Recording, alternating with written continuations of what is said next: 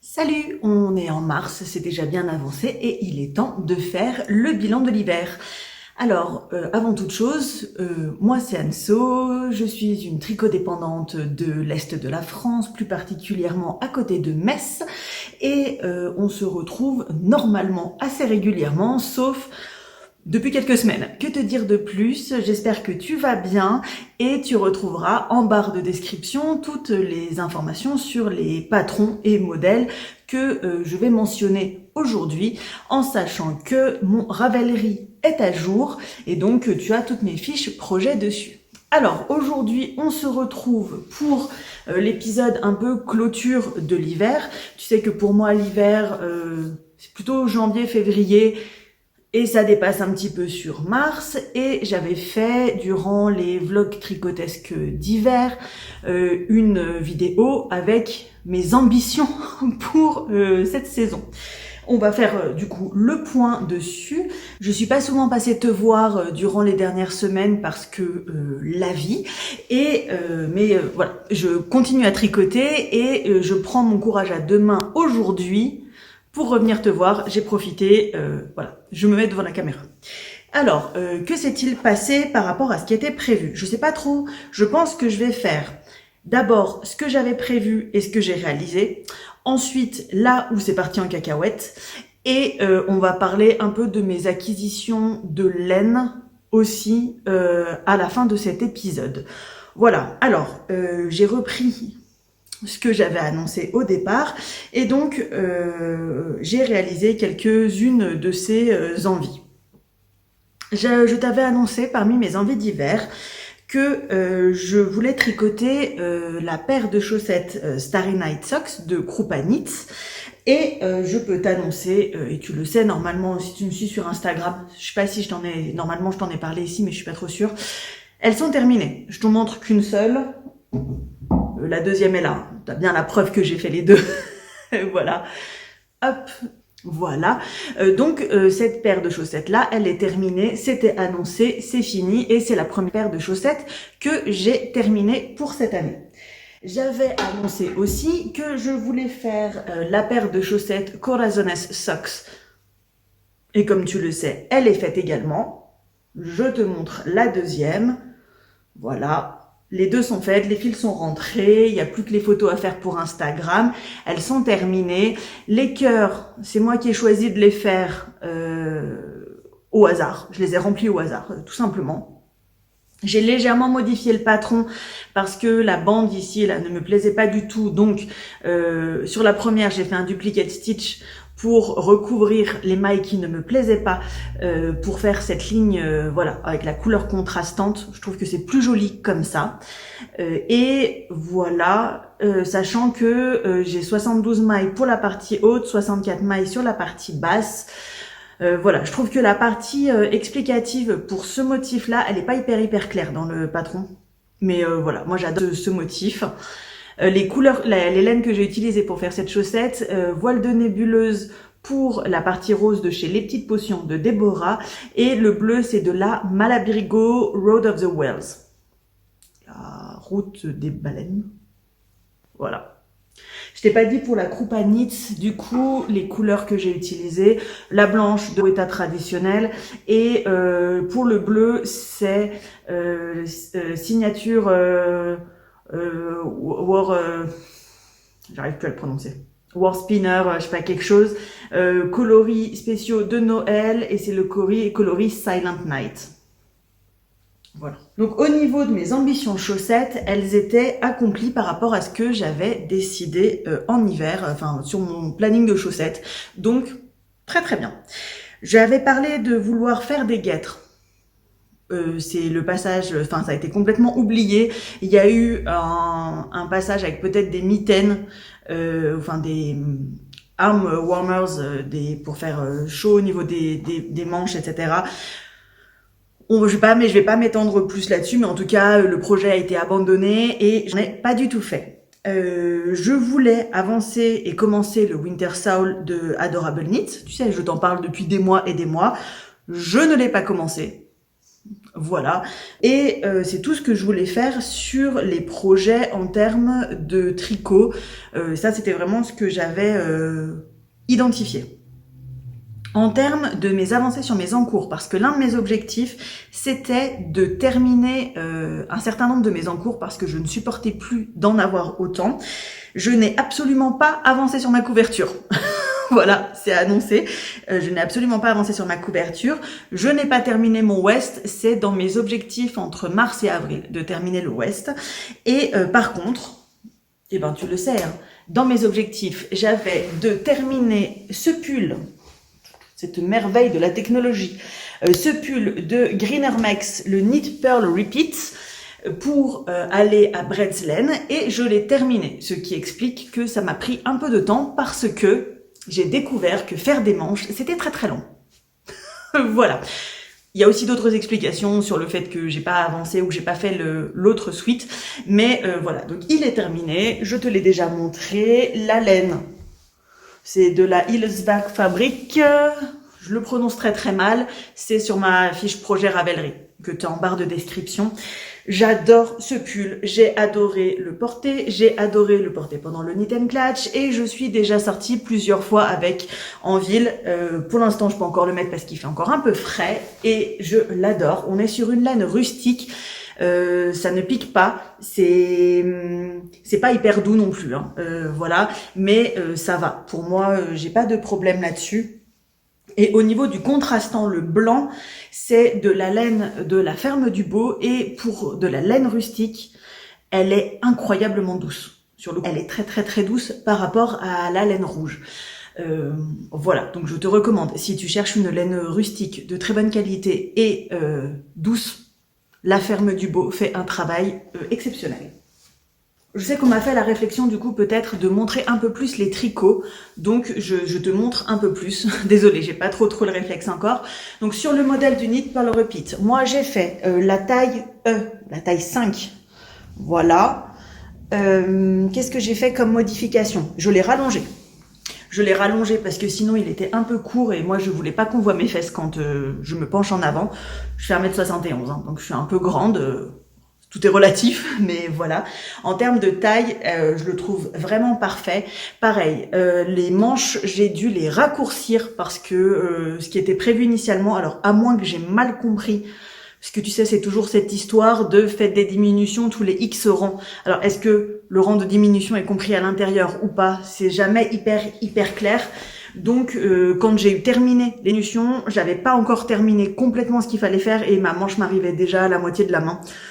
Donc j'ai largement diminué et ensuite j'ai refait progressivement jusqu'à obtenir que ça arrive ici, et ce qui est pour moi parfait. J'ai fait un rabat plutôt très très souple parce que je savais que je risquais de faire quelque chose de pas assez souple, et avec cette couleur je voulais un effet vraiment bombers, tu sais, les vestes dans les universités américaines pour les joueurs de football, etc. Tu vois, vraiment ça, puisque la couleur m'appelait vraiment ça. Donc, j'ai rajouté cette ligne-là, voilà, dessus. J'ai mis tout le détail dans ma fiche Ravelry. J'ai rajouté ici le même détail pour que ça fasse. Et j'ai rajouté en bas, je te montre mon bidou, parfait. J'ai rajouté en bas deux lignes, voilà, pour que ça fasse le même effet, parce que je trouvais que ça allait vraiment bien avec, à savoir que Maria a sorti là le test, et il est complet, hein, et voilà, pour la version t-shirt, dans une version coton et laine, et sur le coup elle a fait la même chose. Le sien est rouge, et elle a aussi mis des motifs pour faire cet effet là un petit peu blouson américain de sport. Au niveau de l'encolure, des emmanchures et du dessous, elle a choisi une autre version puisque je crois qu'elle l'a fait, en regardant les images, je crois qu'elle l'a fait avec des mailles en verre qui rend très très très bien. Et peut-être que c'est ça que j'aurais dû faire au final, mais j'adore ce que j'ai fait et franchement je suis refaite. C'est mon premier pull. J'ai commencé par faire le pull de mes rêves pour mon premier pull, donc je suis plus que ravie. Voilà. Je pense que j'ai pas mal détaillé sur le pull.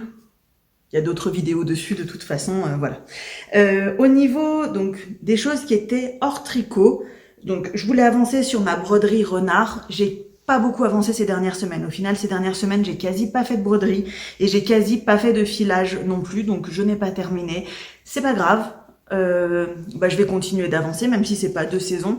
Pour l'instant, j'en suis toujours pas à un moment où on voit apparaître le dessin. Donc, je te le montre pas, parce que c'est des points un peu de partout et on voit rien apparaître. Donc, quand j'aurai un peu plus avancé, bien sûr que je te montrerai. Mes envies d'hiver, j'avais également défaire des choses. Frog, je voulais défaire mon Pandora's Love, le début du caston que j'avais fait parce que ça rimait à rien et qu'il était 4 fois trop large. Et je voulais défaire une capuche que je ne portais absolument pas pour récupérer la laine, puisque c'était de la péricrine de Crystal LK dans une couleur magnifique, un violet superbe. Je les ai défaits. Voilà. Mon projet design, du coup... est-ce qu'on en parle encore? Il n'a absolument pas avancé. Je me suis fait complètement déborder et voilà. Donc, reporté ad aeternam, hein, je ne sais pas quand, ad nutum, voilà, je ne sais pas quand, voilà. Et je m'étais noté 2 autres choses qui étaient, imaginons que j'aurais eu assez de temps pour faire tout ça. J'avais rajouté le Hobototé de Cindy Pilon, un sac à faire en laine feutrée que je n'ai pas fait et que je remets pour le printemps, du coup. Donc ça, c'était pour le petit bilan de ce que j'avais prévu en hiver et de ce que j'ai fait par rapport à ça. Si tu es encore là et que tu veux voir la suite de cette vidéo parce qu'elle t'intéresse, déjà, tu vas la laisser s'écouler pour que tu puisses voir la suite de cette vidéo parce qu'il n'y a rien à faire de particulier, mais si tu apprécies mes vidéos et mon travail, je t'encourage, si tu ne l'as pas encore fait, à t'abonner à la chaîne. Voilà, petit moment autopromo pour être informé des prochaines vidéos qui vont sortir. Et je vais le dire ici parce que c'est aussi dans la suite par rapport à la chaîne YouTube.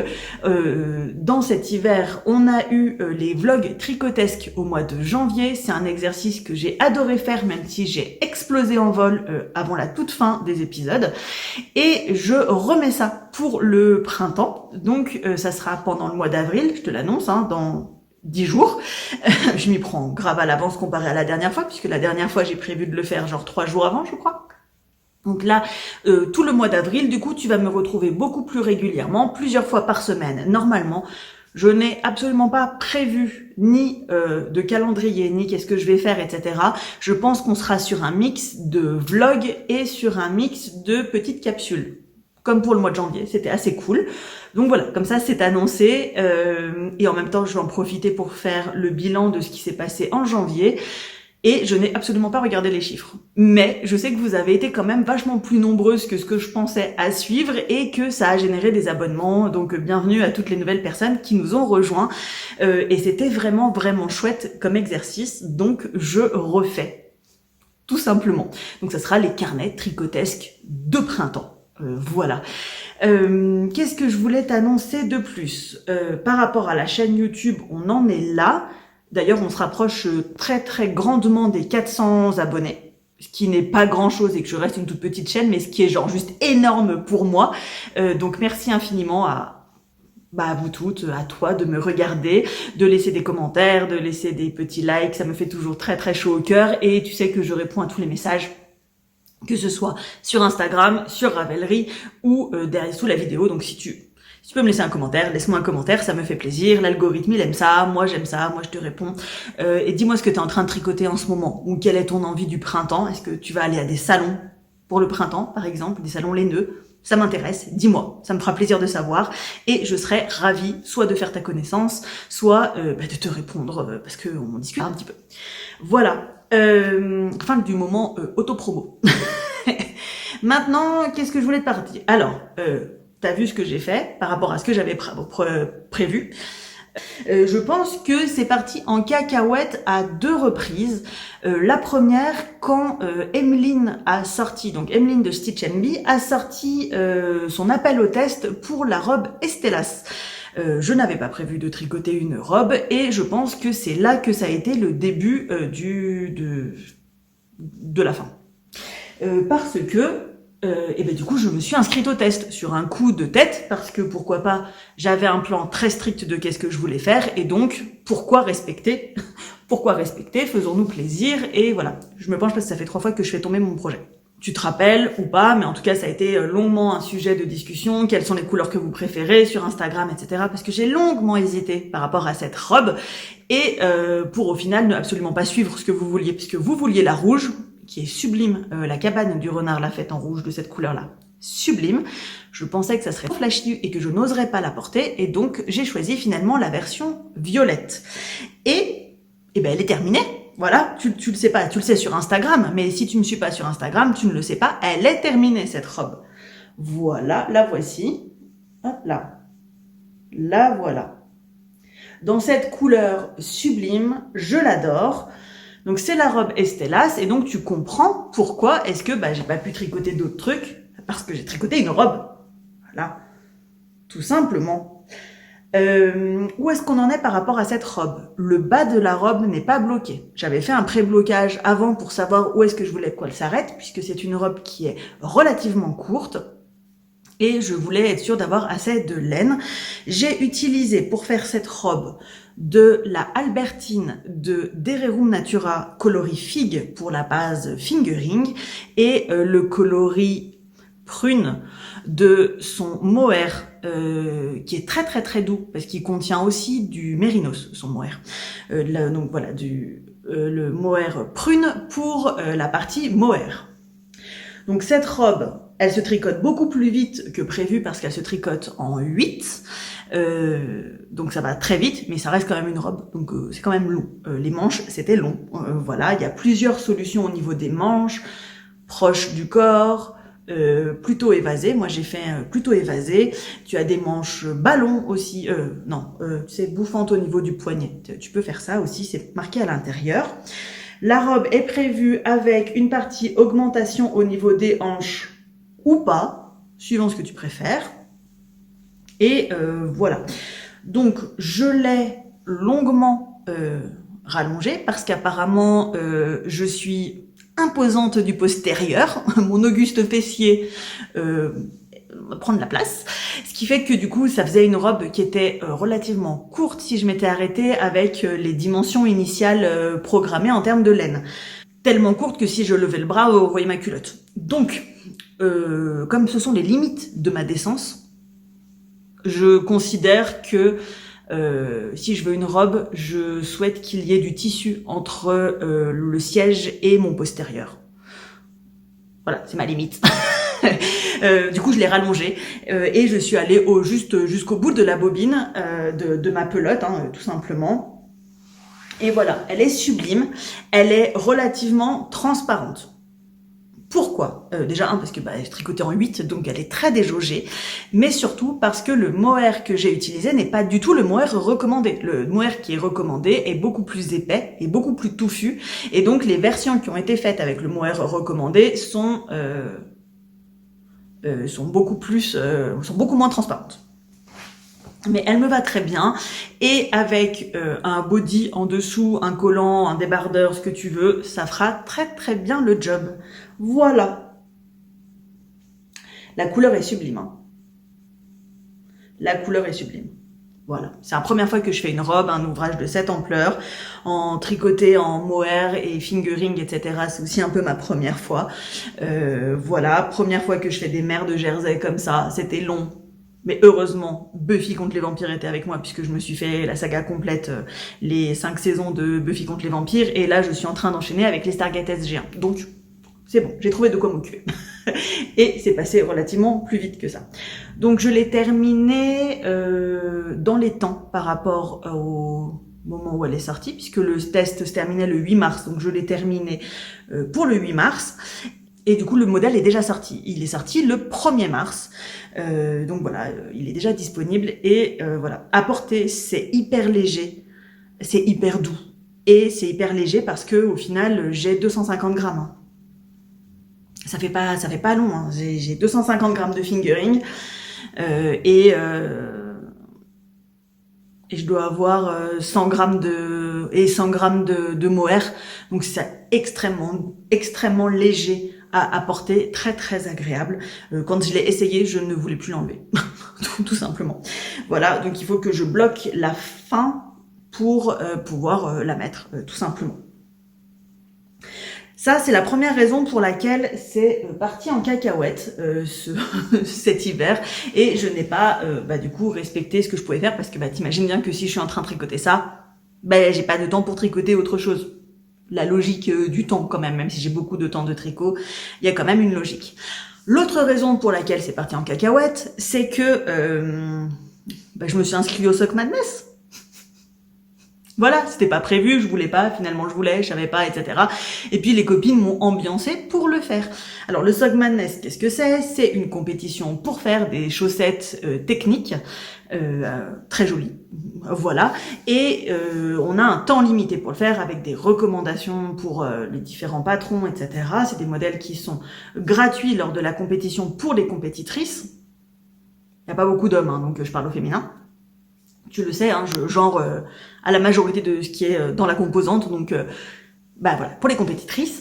Et les modèles sont indisponibles à la vente le temps de la compétition et redeviennent disponibles soit à la vente, soit gratuitement, suivant ce que le designer ou la designeuse veut, selon ce que la designeuse veut, parce que pareil, plus de meufs que de mecs, à la fin de la compétition. Et donc, j'ai été prise à l'intérieur de cette folie Sock Madness, et il fallait faire les qualifications. Et donc, pour faire les qualifications, il fallait tricoter une paire de chaussettes. Je n'ai absolument pas tricoté la paire de chaussettes parce que j'avais pas le temps, etc. Clairement, voilà. D'autant plus que ma priorité, c'était terminer le test de la robe. Et du coup, je n'ai tricoté qu'une seule chaussette, ce qui fait que je suis qualifiée en tant que supportrice. Donc j'ai les modèles, je peux les faire au fur et à mesure, mais je suis pas dans la compète officielle. Et donc pour ça, j'ai tricoté donc cette chaussette. Voilà, et c'est là que mes encours sont repartis en cacahuète également, puisque en fait le Sock Madness, c'est un modèle de chaussette tous les 15 jours. Et j'avais réussi à faire diminuer mon nombre d'encours, puisque j'étais bien sérieuse jusqu'au test qui n'était pas prévu, etc. Mais par contre, le nombre de mes chaussettes a re-explosé pour deux raisons. Donc le Sock Madness, donc du coup je me retrouve avec un encours supplémentaire, hein, puisque j'ai tricoté ça, plus le début d'une autre chaussette, mais qui est en attente. Donc je me retrouve avec un encours supplémentaire. Est-ce que les encours chaussettes comptent? Vaste débat, peut-être pas, mais en tout cas, voilà. Et sublime. On revient 2 secondes après sur le modèle. Et donc du coup, je me retrouve avec beaucoup d'encours, des chaussettes, plusieurs paires de chaussettes que j'ai commencé, que je vais te montrer, et aussi parce que une fois que j'étais lancée sur la robe Estellas, je me suis un peu emballée sur les tests. Voilà. Donc, on part sur celle-ci. La chaussette là, on est sur Newspaper. C'est donc un modèle de je ne sais plus qui. Je te mettrai dans la barre de description. Et qu'est-ce que j'ai utilisé comme laine? C'est que de la laine industrielle. Je me rappelle plus. C'est dans ma fiche projet, elles y sont. Voilà, je me rappelle absolument plus. Je crois qu'il y a de la Chiepchios pour le rose et le violet un petit peu, et que c'est de la Seta pour la partie noire. Je veux pas dire de bêtises. Seta de Melon Bite. J'adore le motif. Tu sais que moi, c'est des motifs que j'adore. Voilà, merveilleusement belle. C'est exactement ce que je voulais comme rendu, donc je suis très contente. Voilà ce qui s'est passé. J'ai tricoté du coup 2 autres chaussettes que j'ai en cours en ce moment, parce que il y a eu 2 choses. La première chose, c'est que il y avait le 8 mars pendant la période, puisque je t'ai dit, pour moi, l'hiver, ça va jusqu'à fin février, mais voilà, jusqu'à la première semaine de mars, voilà, ça compte. Donc, j'ai commencé à tricoter une paire de chaussettes en lien avec le 8 mars, puisque tu sais que j'aime faire ça, hein, des chaussettes vraiment de saison. Je te montre où j'en suis. Très revendicatif. C'est la laine que j'avais achetée au Bretz Laine, chez Célène, pour la partie là, comme ça, hein, le varié, et que j'avais tout de suite vu ces chaussettes-là avec. Et pour la partie jacquard, ce que j'ai fait, c'est marqué à l'envers pour toi, donc c'est le motif Salcone de Red Homme d'hiver, voilà, avec le symbole des tricoteuses hystériques, parce que ici on est une tricoteuse hystérique, et avec le symbole des 3 flèches de l'antifascisme. Voilà, symbole traditionnel. Donc très chargé, mais très revendicatif et très agréable à tricoter en cette période un peu beaucoup troublée politique. Voilà, ça me met du baume au cœur de rappeler mes valeurs sur des chaussettes. Chaussettes de manif à venir, hein, clairement. Voilà. Où j'en suis, donc j'ai passé un peu de temps là-dessus. Ça c'était donc pour le 8 mars. Je te montre la bobine de chez Célène. Sublime. Franchement, j'adore. Voilà. Et puis, j'avais autre chose à fêter durant cette période. Il y avait le Knit and Clutch en termes de salon et en festival. Et le Knit and Clutch, c'est le moment où j'ai rencontré ma copine Caro, où on a notre petit délire par rapport au fait qu'elle m'a volé ma palette de colorimétrie. Caro. Voilà. Et on s'est rencontrés lors de cet atelier de colorimétrie et voilà. Et pour fêter nos 1 an d'amitié, on a décidé de se tricoter ensemble. On avait décidé de se tricoter des chaussettes ensemble. De toute façon. Et le Knit and Clutch, d'un coup on a tilté que ça faisait 1 an et donc je lui ai proposé qu'on choisisse des laines pendant le Knit and Clutch ensemble pour se faire la même paire de chaussettes.